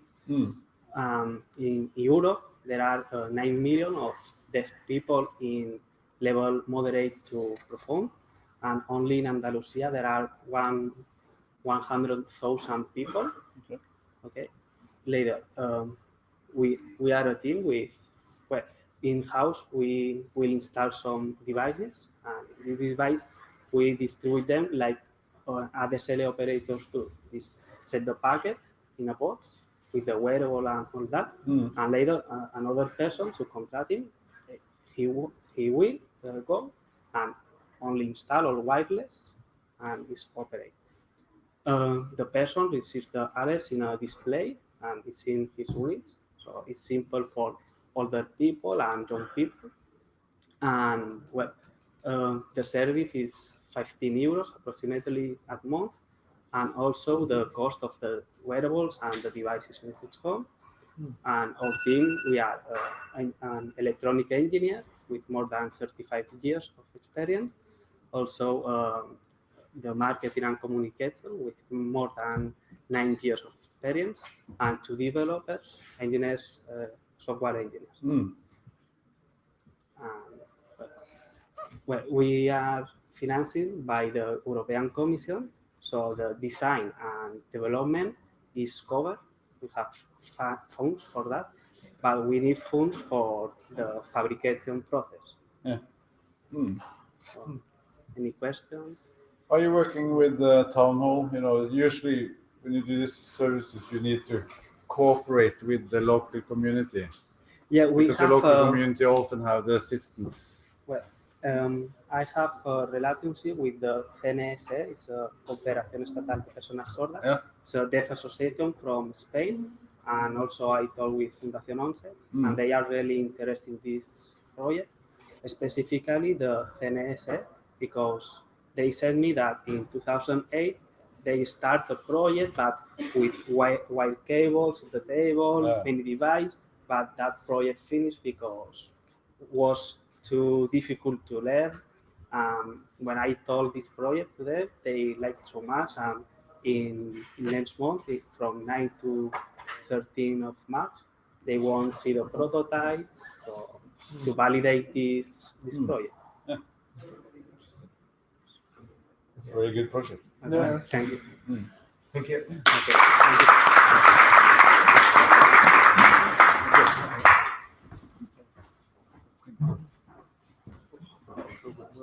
We We have a doctor here, so don't worry about it. And actually, she has. She's gonna be helping you out. Hi. Hi. Hi. Well, Doctor is here. my name is Claudia. I'm pediatrician, and I love what I do. My product is iBaby Doctor app. It's an app that works like a digital health baby book for children between 0 and 5 years old. The problem that I solve is the parents forget or duplicate or lost their health, not the physical health baby book, and they have a lot of concern about how to be a good parent. A lot of doubt about newborn and emergency and feeding, etc. My market is in Spain, 5 million of children between 0 and 5 years old, with 50, 100 of new births by year. The traction that I have, and the penetration of mobile device and internet device is 60%, more or less, in Spain. The traction, I have the trademark for iBaby Doctor for medical instruments, for clothes, and for medical electronic device. What else? Where do you make your money? Is it? It's mobile commerce, because I think I can selling service like calendar vaccines that parents we can edit the real dates of vaccines, or calendar for feeding, and products for babies, especially with recurrent buy, like diapers or baby milk, etc. So basically, taking in this app, you have everything sort of updated about the health, the product that the parents should use for their babies. Or yes, yes, that's what you offer. Yes. Do you offer any, can say, link to medical services or to medical advice or anything like that? Or? Not links for medical advice, because the information is there in a section for facts. For I saw the question is always the same, and it's interesting that the different cultures, British or Germans or Spanish, they have the same doubts, everything, and I include in facts.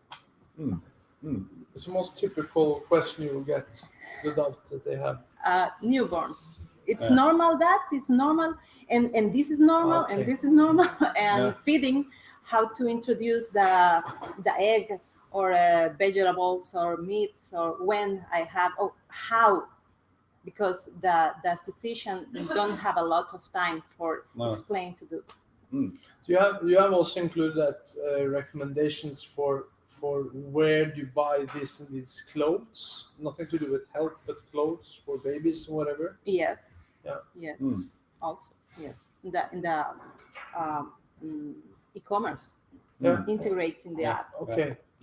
So that the parents visit every week, especially the first parents visit the curves of growth every week in the first year.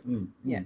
So this is a good opportunity for an advice for this is the time for this new toy, or for early stimulation, for example. There is my sister just became a mom 1.5 years ago, well, 2 years ago, and she really looked for something like that, and she didn't find it. I know. So I know. That's good. Good. Okay.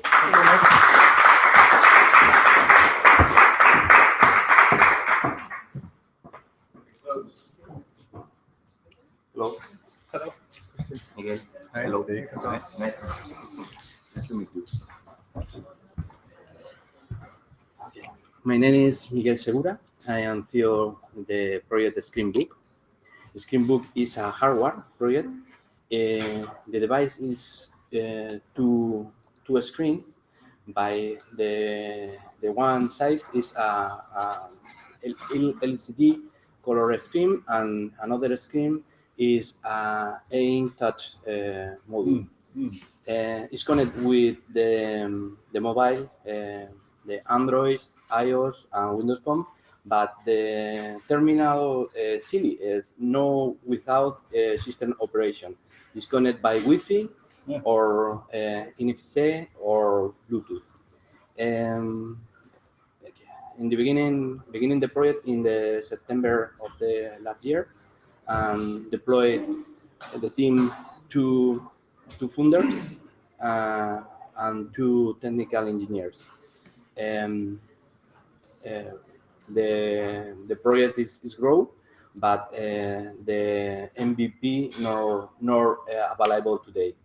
And close the next month is possibly the first slot of the device.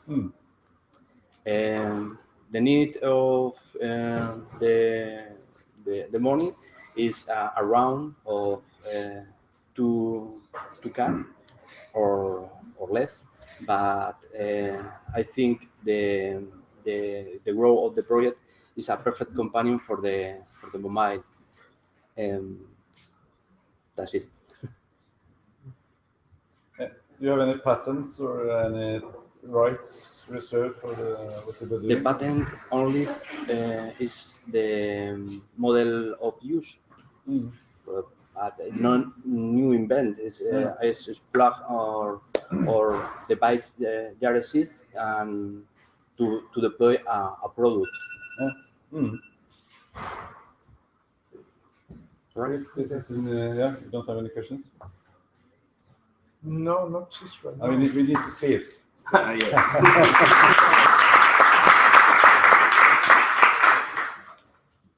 Hello, I'm Jacob. Hello. Hello. Jacob. I'm Jacob. Jacobo Soldado.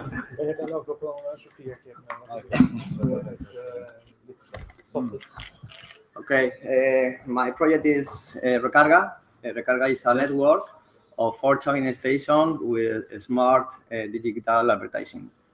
We have there are 1,000 of places where the people can charge his device. Sorry, I changed into last time. And the device, and in exchange for receiving information and offers of any company of any sector. It's my company now. So company, we bought it. Yeah. Mobile by Extra Telecom. Yeah. I know. Our app have approx 10,000 downloads and allow to the user locate the closest 4 charging point. Okay.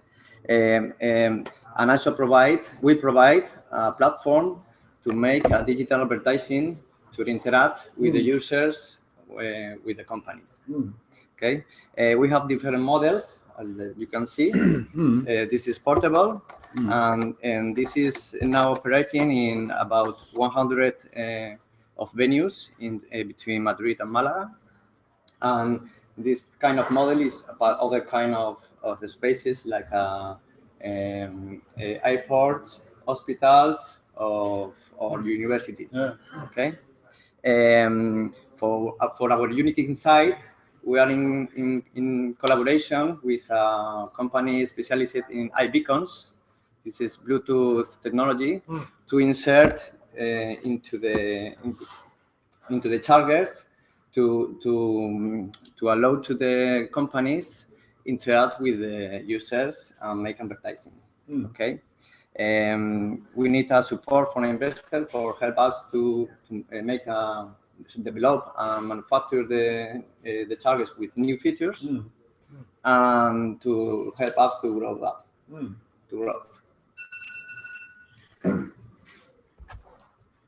How much money you needed? Sorry? How much did you say you needed? How much money?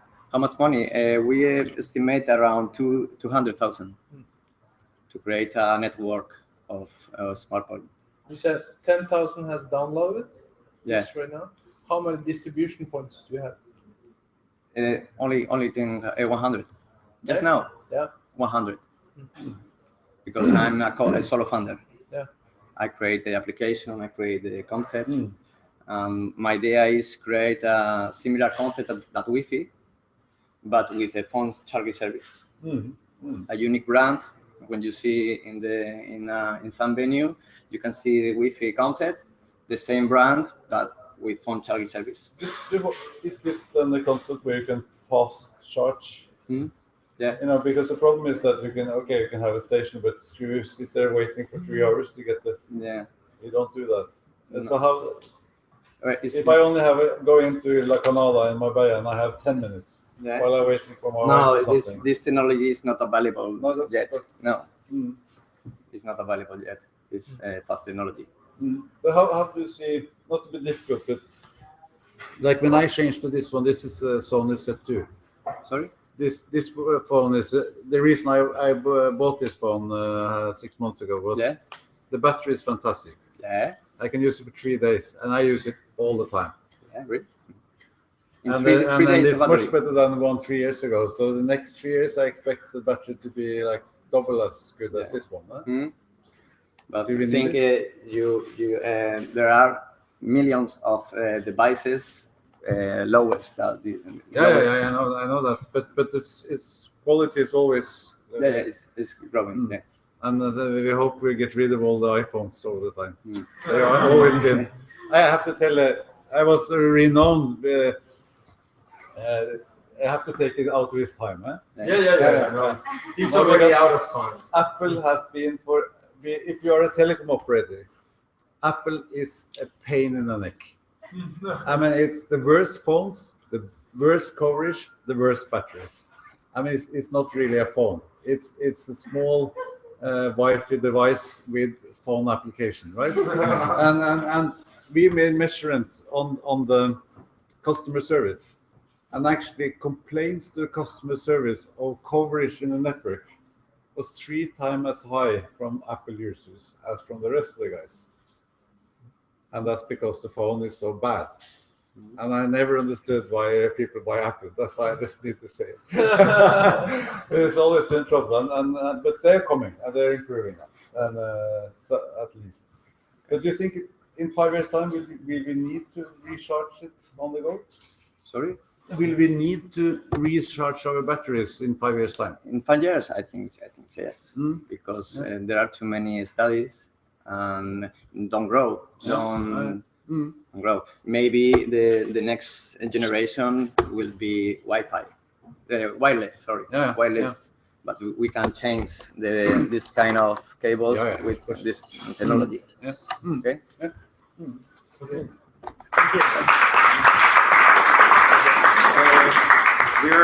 Here are some others, but I'm thinking about gaining some time with you, Chris. Would you mind changing into here? So our physician could take care of you. So she's going to be taking away and putting the bandage at the same time. Yeah, why not? I know. So why not? I do it here. I think it's fun. Come on. Have you cut your nails? Is it all right? Come on, it's fun. It's fun. That will allow us to relax. Está loco. Yeah. Okay. Next one. We're going to be talking about sailing boats and with this new startup. So that is going to be changing. You could be sitting here. Nice to meet you. Nice to meet you.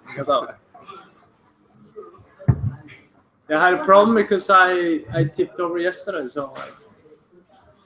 At least so far, no holes in the sock. Yeah. Exactly. Shit.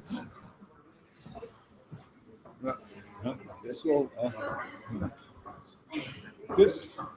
We would like this is interaction. Sometimes, so we'll get more users into our both YouTube channel. So we're going to be trending topic now in Twitter. You don't mind, right? I think we do that after, so otherwise I can't. Yeah, of course. No, someone's Part of just it. We'll put it in front of the class. It's gonna be fun. Después. Are you sure? Yeah, because otherwise I can't pay attention. Come on, I'm a man. I'm not multitasking. I can only do one thing at a three time. other companies, so it's gonna be open. It's okay. Yeah? Are you sure? Yeah, no, I'm a man. I cannot do multitasking. Did I pay attention? I will be sure. He's the end user. So at least we tried. Do you say? Yes. Yes. So probably you know that when you plan to sailing trip, it's difficult to find some kind of information about yachting, mooring. You need some kind of services like maintenance, cleaning woman, or something like that, all related with destinations, no? So what we do, we convert all this information, all these kind of services, and we offer a unique nautical experience. What we do, we offer dynamic holidays packages. What this mean? This means that we have a basic that you can add services, the different services as you want. You can custom your sailing trip. So by this way, we differentiate of the competence that are the traditional players that are only focused in one service.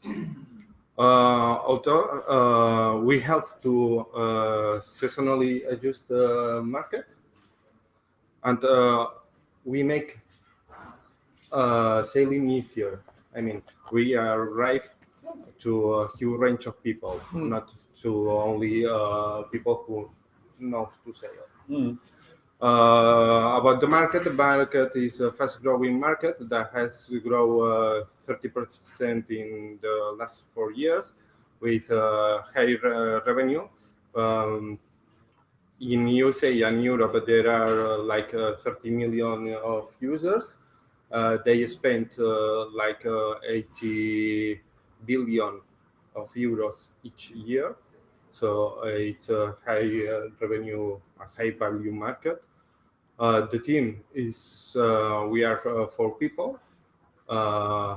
Me, that I'm the PPC expert, and the other 3 partners that are developers. And we are looking for 120,000 euros to launch the marketing campaign. But is this harbor services, or is it rent that I say sit in Norway and plan to go to Costa del Sol and also sail, or what is the target market, or is it me who come with my boat from my in my October I said from Mallorca down to Marbella, and I can search for different harbors and services, or what's the? We have different packages. I mean, you can custom your own package if you are an expert sailor, or if not, we write to people who don't know sailing. I mean, you see a close package that says, well, you have a 1 week sailing trip from Dubrovnik to Split, something like that.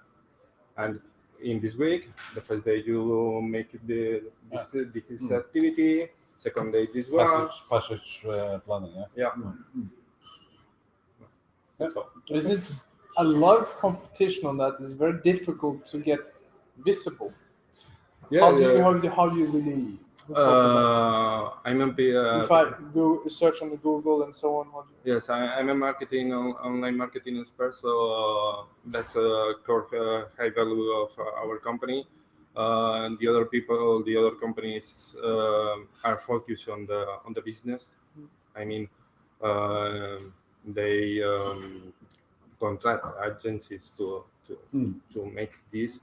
So what we can do different is a different way to communicate. I mean, Okay. And with this this dynamic packages, we differentiate from all the competence. Okay, interesting. Thank you very much. Thank you. Thank you. We're going to be doing an experiment. Okay, he doesn't feel comfortable with English, but he's going to give you a brief leaflet in case you don't understand. And it's going to be in Spanish, if you don't mind. Okay. So I think you will understand the most. But anyhow, Spanish. Bueno, yo hablo español, ¿eh? Vale.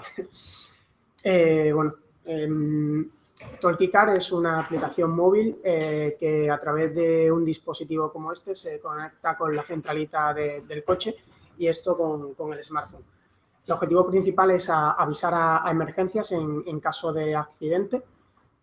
Con la geolocalización, información clínica, se puede reducir el tiempo de asistencia médica entre un 38 y un 45%, pudiendo salvar más de un 15% de las vidas, que en Europa serían unas 6.000 al año aproximadamente. Además, a través del protocolo eCall, que es un estándar europeo, que haciendo un mismo desarrollo podríamos estar conectados a las emergencias de los 27 países europeos sin necesidad de replicar país por país. Además de esto, creemos que la mejor forma de evitar un accidente es manteniendo el vehículo a punto. Y por ello, cada vez que enciendes la aplicación, te hace una diagnosis de los tipos de incidencias o averías que pueda tener el vehículo y recomendaciones para resolverlas o para mejorar el mantenimiento. Este está integrado también en esto. Exacto. Luego, además, ofrece un tracking GPS en tiempo real, tanto para posteriormente tú revisar tu ruta, revoluciones, velocidad y demás, como, por ejemplo, un padre saber dónde está el vehículo de su hijo. Comparador de gasolineras y otras implementaciones que queremos ir desarrollando. Actualmente en el equipo estoy yo, que estoy por la parte, digamos, de business, soy el CEO, un ingeniero electrónico, un informático y luego también tenemos una chica que no es socia de marketing. Hay dos experiencias parecidas en Estados Unidos que son Automatic y Zubi. Han recibido las dos más de 18 millones de dólares y están actualmente en el mercado únicamente americano. Nosotros queremos ser la aplicación de referencia en Europa. Hemos entrado en el programa Firewall, en la aceleradora Finodex y bueno, estamos actualmente en fase de desarrollo.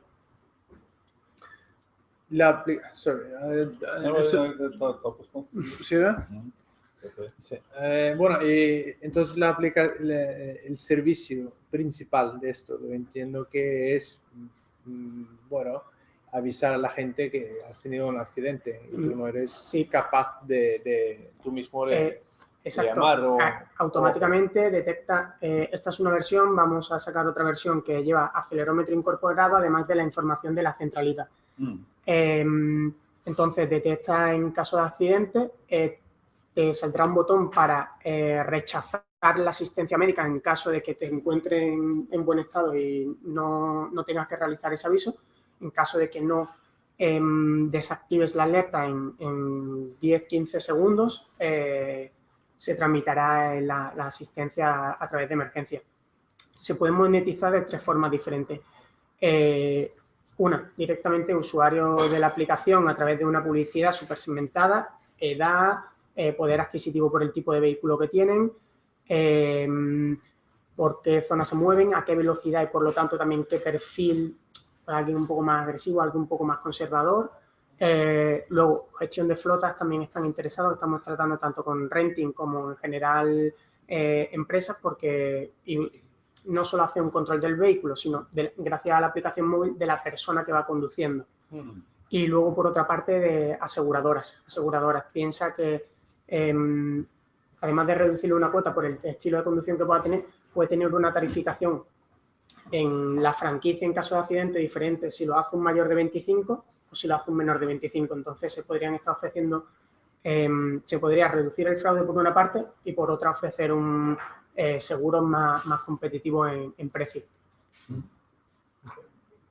Ja, spennende. I have a friend who works with a group at Technology Park on some of these same things. Do you know anyone en el PTA que está haciendo algo muy parecido a esto? Nosotros no lo sabemos. No. They are based in the PTA. They are in the technology part. It might be the same group then. Because they are focused on insurance companies. Okay. Who wants to have this into the car and fleet management. Okay. ¿Tú conoces alguna que está en el PTA? Conozco que está en Sprita, no está en el PTA, que lo que hacen es va enfocado por la parte de la seguridad del antirrobo, pero es un dispositivo que cuesta 450 euros. You're talking about 450 euros thing into the Sprita. Is it another accelerator that is here? Do you know? I can check out. Send you the link. Yeah. Okay. Because the one that I think you're talking about 500 euros type of solution, right? No, it looks very similar to this one. Is it similar to this one? And you just put it in, you put the car in there, yeah. Yeah. Okay. So he knows someone in the PTA doing the same. It will be great. To see. You can check it out. That's great. But they're cooperating with insurance companies and fleet management, and they have 2 test projects now going. One with Trig in Norway, which is they're putting it out in 500 cars to collect driver information, so that actually they will price the insurance on the way they. I've seen this company before. Yeah, es una compañía aquí del PTA. And then they will also now testing 500 cars with Avis, which are rented cars, right? Estaría bien conocerla. Sí, deberíamos conocerla nosotros. Okay. Sí. We need to talk to each other. I mean, this device we are talking about $10, which is very cheap. Yeah. So the most interesting thing is to get everything into an. I dig up what I have on my computer and I send you tonight. That would be great. Yeah. Okay. So, thank you. More questions? Yeah. Okay. Thank you.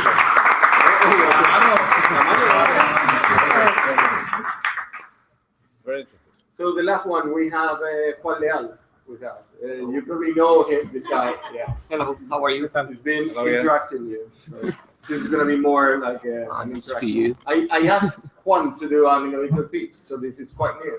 In English. New for me also. First time. Okay, so my name is Juan Leal. I've been working on interaction design field for interaction design and product design for more than 10 years, 13 years actually. Prior to doing consulting, I was head of UX of Idealista.com. I don't know if you know it. Idealista is Stor sån här eiendoms... Fotocasa, Idealista. Two major brands over there. And So he was the head of UX. Yeah, user experience. We call UX user experience. I don't know if you heard about it. I'm running several projects. I'm going to just describe them shortly. I have a design and technology school in Madrid, together with some partners over there. I have an online supermarket comparator. We do some scrapping, and we offer in a easy-to-use interface, and we sell the big data to brands and companies. Okay. We also do some business angel. Also, we are investing for our service, so we get some equity, and we offer our service, our expertise, let's call it. And I do have a group of, we call them ourselves digital nomads. We work, I explained it to you a few hours ago. We work on remote, some of them based in Madrid, another one is based in Tenerife, Ibiza, or me in Malaga. But we are grouped together to work for big companies mainly. And I'm going to explain you some of them right now.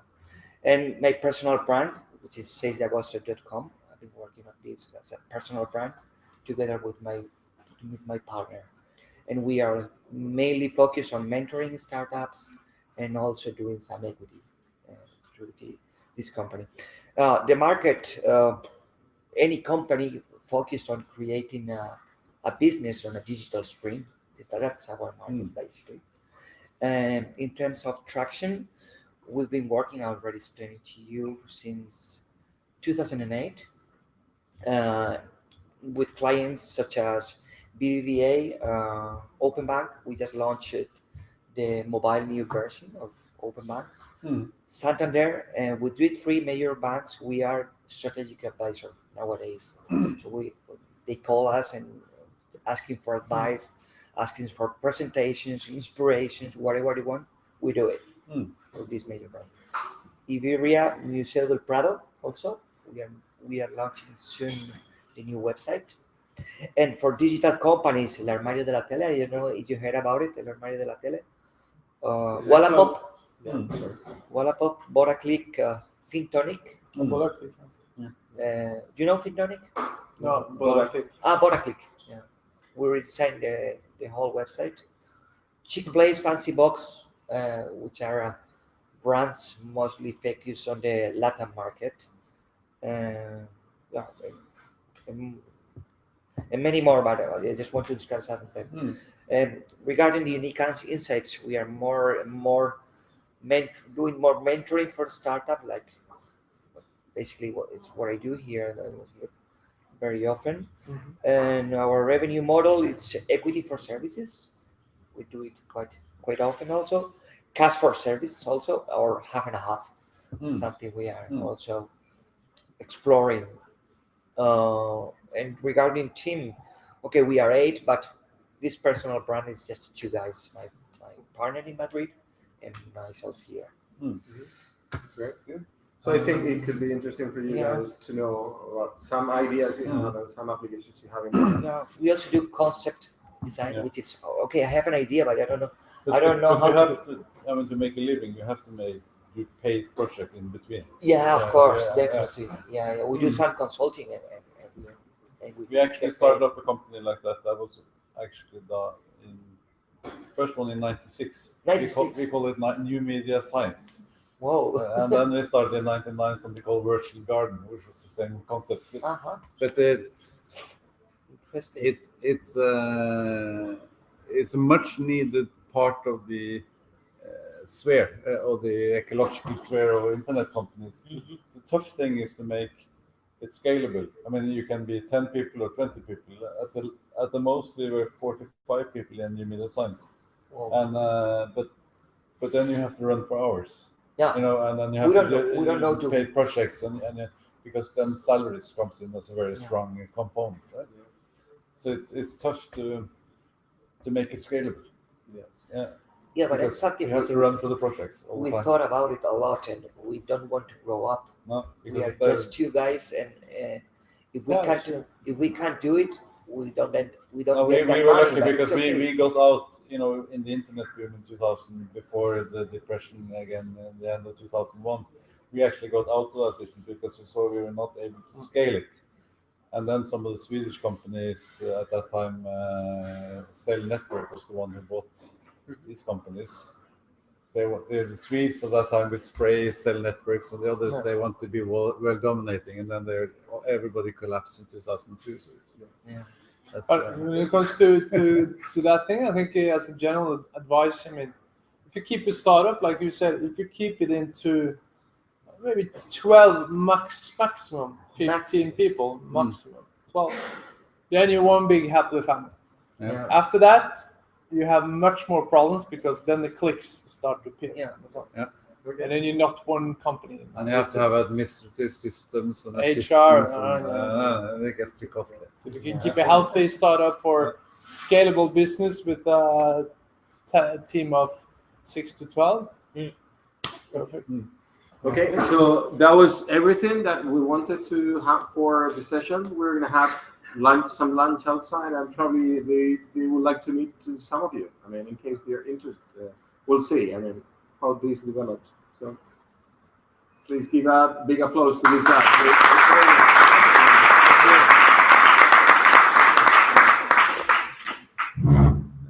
Yeah, that's a big issue.